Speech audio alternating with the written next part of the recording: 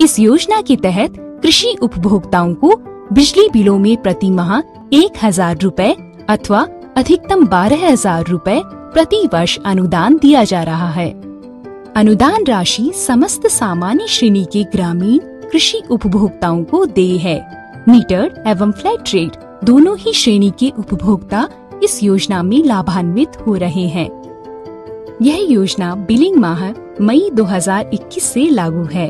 इस योजना से प्रदेश में लघु एवं मध्यम वर्ग के किसानों के लिए कृषि बिजली लगभग निःशुल्क हो जाएगी।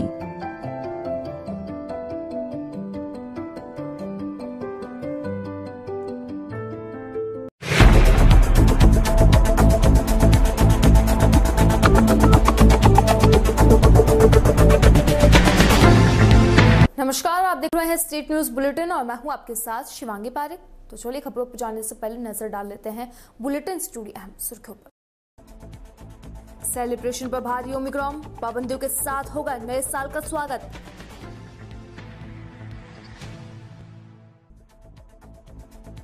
तीसरी लहर को देखते हुए अब तक अधूरा है ऑक्सीजन प्लांट का कार्य, नहीं हुआ टाइम पे पूरा।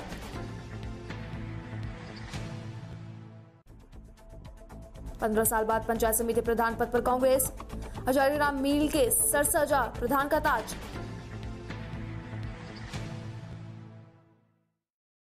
और अब खबरें विस्तार से। केंद्र सरकार की तरफ से गुरुवार को राज्य को दोबारा कोरोना वायरस महामारी की तीसरी लहर के मुहाने पर पहुंचने का डर दिखाई दे गया। इसके बाद में शाम तक कई राज्यों ने अपने स्तर पर यहां पे सख्त पाबंदी घोषित कर दी है। खासतौर पर क्रिसमस और न्यू ईयर के सेलिब्रेशन पर शिकंजा कस दिया गया है। मध्य प्रदेश सहित कई राज्यों में अब नाइट कर्फ्यू घोषित कर दिया गया है, जबकि कई राज्यों ने अपने यहाँ सख्त पाबंदी लागू कर दी है।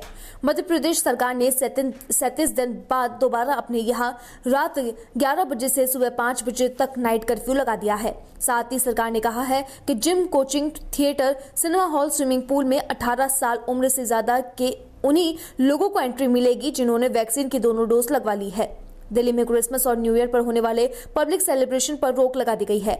डीडीएमए के आदेश के मुताबिक अगले आदेश तक किसी भी होटल, बार या रेस्टोरेंट के अंदर 50% सिटिंग कैपेसिटी की ही मंजूरी होगी। खबर पावटा से है, जहां पर कोरोना वायरस की दूसरी लहर के बाद अब तीसरी लहर की आशंका है। इसके बाद भी प्रशासन दूसरी लहर में जिन संसाधन के लिए सबसे ज्यादा परेशान हो रहा था, उसके लिए आज भी इंतजार चल ही रहा है। एक समय पर ऑक्सीजन की महामारी के बाद पावटा उपखंड के सामुदायिक स्वास्थ्य केंद्र पर बन रहे ऑक्सीजन प्लांट का कार्य अधूरा पड़ा है। कोरोना की दूसरी लहर में जिन संसाधनों के लिए परेशान होना पड़ा, उन संसाधनों को जुटाने में प्रशासन युद्ध स्तर पर तैयार दिख रहा है। यह कोरोना की दूसरी लहर में 70 लाख के करीब ऑक्सीजन संयंत्र कक्ष का पावटा सीएचसी में निर्माण कार्य किया जा रहा है, जो कि 75 बेड पर मरीजों के लिए प्रतिदिन 35 ऑक्सीजन सिलेंडर की क्षमता का होगा। पावटा उपखंड सीएचसी के अंदर ऑक्सीजन प्लांट का कार्य जुलाई में शुरू हुआ, वह अभी तक पूरा नहीं हो पाया है। वहीं पावटा सीएचसी प्रभारी डॉक्टर देवेंद्र शर्मा ने बताया कि सरकार के निर्देशन पर राज्य सरकार ने प्लांट लगाने के लिए शेड भी तैयार हो गया। बिजली संबंधित कार्य भी पूरा हो चुका है। ऑक्सीजन प्लांट के लिए मशीन भी आ गई है, लेकिन पाइपलाइन का कार्य अधूरा है। वह जनरेटर नहीं मिलने से ऑक्सीजन प्लांट का कार्य अधूरा ही है। एनएचएम डिपार्टमेंट का कहना है कि 2 से 3 दिन में पाइपलाइन का कार्य पूरा हो जाएगा। वह जनरेटर में करीब 8 से 10 दिन लगेंगे। वहीं गौरतलब है कि कोविड-19 महामारी की दूसरी लहर में एकाएक ऑक्सीजन की किल्लत बढ़ गई थी, जिसके कारण लोगों को काफी परेशानियों का सामना करना पड़ा था। इसको लेकर जरूरतमंद लोगों को जयपुर सहित अन्य निजी चिकित्सालय में शरण लेनी पड़ी थी। इससे लोगों को समय पर आर्थिक दोनों रूप से परेशानी हुई थी। विधायक इंद्राज गुर्जर ने लोगों की परेशानी को देखते हुए तीव्रत राज्य सरकार से कोविड-19 की दूसरी लहर में लॉकडाउन में संक्रमित मरीजों को ऑक्सीजन की कमी के चलते आ रही परेशानियों के बारे में विस्तार से अवगत करवाते हुए पावटा सीएचसी में ऑक्सीजन संयंत्र कक्ष बनवाने की पुरजोर तरीके से मांग की थी, जिस पर सरकार द्वारा करीब 70 लाख रुपए पावटा सीएचसी में ऑक्सीजन संयंत्र लगवाने के लिए राशि की मंजूरी दिलवाई थी। वही मंजूरी दिलवाने के पश्चात ऑक्सीजन संयंत्र कक्ष का निर्माण का कार्य युद्ध स्तर पर जारी करवाया गया था, जैसे कि आने वाले महामारी के अंदर ग्रामीणों को कहीं भटकना ना पड़े, वे इसका लाभ उठा सकें। पावटा निकटवर्ती प्रागपुरा में नगरपालिका की ओर से कचरा निस्तारण के लिए अब तक किए गए प्रयास नाकाफी साबित हो रहे हैं। यहां कचरा निस्तारण के लिए अब तक करोड़ों रुपए खर्च होने के बाद भी कचरे से 1 रुपए की आमदनी नहीं हो सकी है। बहरहाल शहर से निकली गई कचरे की गाड़ी शहर में किसी न किसी हिस्से में सड़क किनारे या फिर गड्ढे में डाल दिया जाता है। ऐसे प्रदूषण तो फैलता ही है, आसपास के लोगों को भी परेशानी का सामना करना पड़ता है। इसका जीता जागता नमूना प्रागपुरा सरकारी स्कूल मिनी स्टेडियम के सामने आम रास्ते में कचरे के ऊंचे ऊंचे ढेर लगे देखे जा सकते हैं। बता दें कि इसी तरह मिनी स्टेडियम में प्रागपुरा में जाने वाली सड़क पर एक जगह पर महीनों से कचरा डाला जा रहा है। शहर से निकली गई कचरा इस शहर किनारे कॉलोनी के आसपास डाल दिया जाता है, जिसकी बदबू लोगों को जीना मुहाल कर रही है। वहीं अशोक सैनी सरपंच प्रागपुरा जीएसएस निर्देशक उपेंद्र सिंह शेखावत, वार्ड पार्षद राजेंद्र पारेख, कुंदन स्वामी और कैलाश यादव, रोहिताश सैनी ने कहा कि कई दिनों से कचरा पड़ा होने के कारण बीमारियां फैलने व मच्छर मक्खी भी पैदा हो रहे हैं, लेकिन प्रशासन इसका कोई भी ध्यान नहीं रख रहा है। राजधानी जयपुर में अस्तिका एंटरटेनमेंट की फाउंडर अपर्णा वाजपेयी व स्नेहलता भारद्वाज, राजेश भारद्वाज सहित वाजपेयी ने स्नेह फाउंडेशन के साथ में मिलकर जयपुर की गुलाबी नगरी में कंबल वितरण का प्रोग्राम शुरू किया है। सर्दी में जो भी गरीब तबके का व्यक्ति दिख रहा है उसे कंबल दिए जाते हैं और जितने भी फुटपाथ पर गरीब लोग सोते दिख रहे हैं बिना कंबल के, उन्हें भी कंबल दिए जा रहे हैं। सर्दी से गरीबों को बचाने के लिए अपर्णा वाजपेयी एक मुहिम चला रही हैं। जो भी गरीब तबके के लोग दिखेंगे जिनको कंबल की जरूरत है उनको कंबल दिए जाएंगे। समाजसेवी के रूप में अपर्णा वाजपेयी ने गरीब लोगों को कंबल देने का काम शुरू किया है और वह काफी खुश दिख रही है, क्योंकि गरीबों को कोई नहीं पूछता। यह मुहिम अपर्णा वाजपेयी ने अपने ही निजी स्तर पर कार्यक्रम की शुरुआत की है। जितने भी जयपुर में रैन बसेरे हैं, जितने भी फुटपाथ पर और रोड पर घूमते हुए गरीब तबके के लोग रैन बसेरे में जाते हैं, उन्हें कंबल वितरण किए जा रहे हैं।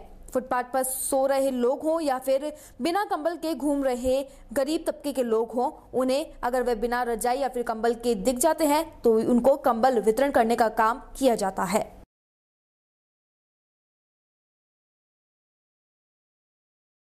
सूरतगढ़ में प्रधान पद के लिए 2 फॉर्म लगे, एक कांग्रेस की तरफ से, एक बीजेपी की तरफ से। बीजेपी के पेप सिंह को 9 मतों से पराजित कर हजारीराम मील सूरतगढ़ पंचायत समिति के प्रधान बने। हजारीराम मील को 16 मत प्राप्त हुए। वहीं बात करें पेप सिंह की तो उन्हें 7 मत मिले हैं। सूरतगढ़ पंचायत समिति एक ऐसी पंचायत समिति है जो गंगानगर जिले में सूरतगढ़ पंचायत समिति पूरे विधानसभा में मात्र एक ही है, जिसका कुछ हिस्सा विजयनगर में और कुछ हिस्सा सूरतगढ़ पंचायत समिति में आता है। तो वहीं प्रधान बनना एक विधायक के बराबर है। सरकार के 3 साल पूरे होने के बाद यहां से कांग्रेस ने अपना परचम लहराया। इससे पहले यहां से बीजेपी के विधायक जीत चुके हैं, लेकिन जनता ने 3 साल के अंदर ही यहां से बीजेपी को बैकफुट कर लिया है। वहीं 2023 के विधानसभा से पहले कांग्रेस ने प्रधान व प्रमुख बनाकर यह साबित कर दिया है कि अब की बार 2023 में भी किसान आंदोलन का प्रभाव देखने को मिल सकता है। सूरतगढ़ पंचायत समिति में 4 जिला परिषद जोन में से 3 कांग्रेस ने जीते हैं। वहीं इस चुनाव में मील परिवार ने भी जी तोड़ मेहनत कर कांग्रेस का बोर्ड बनाने में अहम भूमिका निभाई है। पूर्व विधायक गंगाजल मील विधानसभा प्रत्याशी रहे हनुमान मील, हेतराम मील व प्रधान बने हजारीलाल मील का कहना है कि यह जीत हमारी नहीं, यह जीत जनता की है और कार्यकर्ताओं की जीत है। सरकार के 2 वर्ष अभी कार्यकाल के बाकी हैं। क्षेत्र का विकास करना ही हमारी प्राथमिकता रहेगी। हर पंचायत में अच्छा विकास होगा, सबका सम्मान मिलेगा। सरकार की मूलभूत योजना जनता तक पहुंचाने का प्रयास करेंगे। प्रधान बनने के बाद में हजारीराम मील ने शपथ ली और जीत का जश्न सूरतगढ़ के शहर से लेकर धानमंडी तक विधानसभा प्रत्याशियों ने निकाला। तो वहीं हनुमान मील पूरे परिवार के साथ में पैदल चलकर जनता के लिए पूरा किया। तो वहीं मील परिवार हमेशा ही जनता के हर सुख दुख में सूरतगढ़ से लेकर जयपुर तक रहा है। आज जनता ने सूद समेत उनको ये लौटा दिया है। हनुमान मील का कहना है कि यह सरकार के 2 वर्ष सूरतगढ़ की जनता के लिए बहुत ही सुहाने पल रहने वाले हैं और 2023 के अंदर जनता खुद अपना फैसला तय करेगी कि कौन सुख दुख में काम आएगा। जोधपुर के तीवरी पंचायत समिति इलाके में ग्राम पंचायत मुख्यालय बडला बासनी में गुरुवार को बाबा साहेब राजीविका महिला ग्राम संगठन का शुभारंभ समारोह पूर्वक हुआ। समारोह की अध्यक्षता सरपंच बेबी कंवर ने की। उप सरपंच विरमा राम और आरसीटी प्रदीप, ब्लॉक परियोजना अधिकारी बहादुर मीणा ने महिलाओं को राजीविका से मिलने वाले फायदे बताए। संगठन की अध्यक्ष हवा देवी, सचिव सुमित्रा देवी, कोषाध्यक्ष प्रेम, सक्रिय महिला पिंकी समेत समूह की महिला सदस्य उपस्थित रही। सामुदायिक संदर्भ व्यक्ति निर्मा, लहरा देवी, प्यारी देवी, प्रदीप ने आरसीटी ट्रेनिंग के बारे में जानकारी दी। महिलाओं को पापड़ उद्योग, सिलाई मशीन एवं अन्य उद्योग संबंधित जानकारी दी गई। निर्मा ने राजीविका संबंधित ट्रांस 1, ट्रांस 2 और बीमा के संबंधित भी जानकारी दी। तीवरी में राजपूतों की ढाणी में शुक्रवार सुबह 9 बजे एक रहवासी झोपड़ी में अचानक आग लग गई। ग्रामीणों की मदद से जब तक आग पर काबू पाया जा सका, तब तक झोपड़ी में रखा सारा सामान जलकर राख हो गया था। आग लगने के कारणों का खुलासा अभी तक नहीं हुआ है। आग लगने की सूचना मिलने पर घटनास्थल पर आसपास के लोग इकट्ठा हो गए। ग्रामीण पीड़ित परिवार को मुआवजा दिलाने की मांग पर अड़े हुए हैं।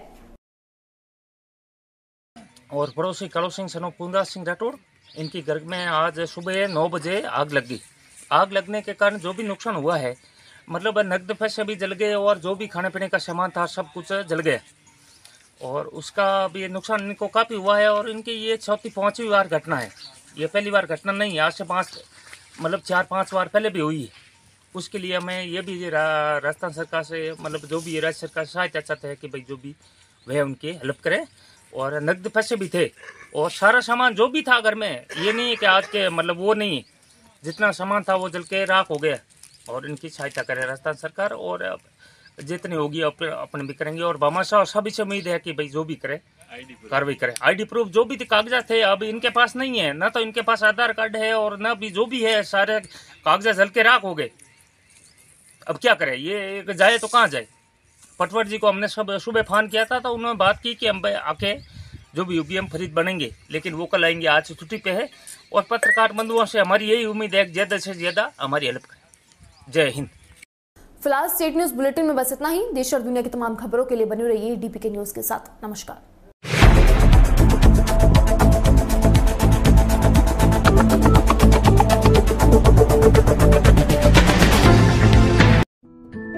मुख्यमंत्री किसान मित्र ऊर्जा योजना।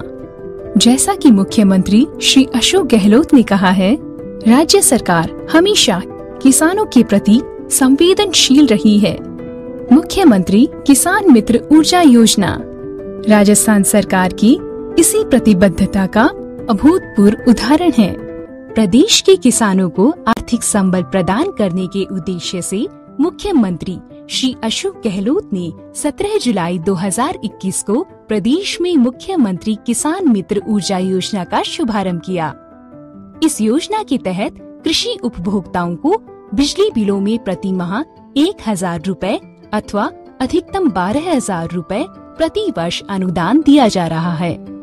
अनुदान राशि समस्त सामान्य श्रेणी के ग्रामीण कृषि उपभोक्ताओं को देय है। मीटर एवं फ्लैट रेट दोनों ही श्रेणी के उपभोक्ता इस योजना में लाभान्वित हो रहे हैं। यह योजना बिलिंग माह मई 2021 से लागू है। इस योजना से प्रदेश में लघु एवं मध्यम वर्ग के किसानों के लिए कृषि बिजली लगभग निःशुल्क हो जाएगी।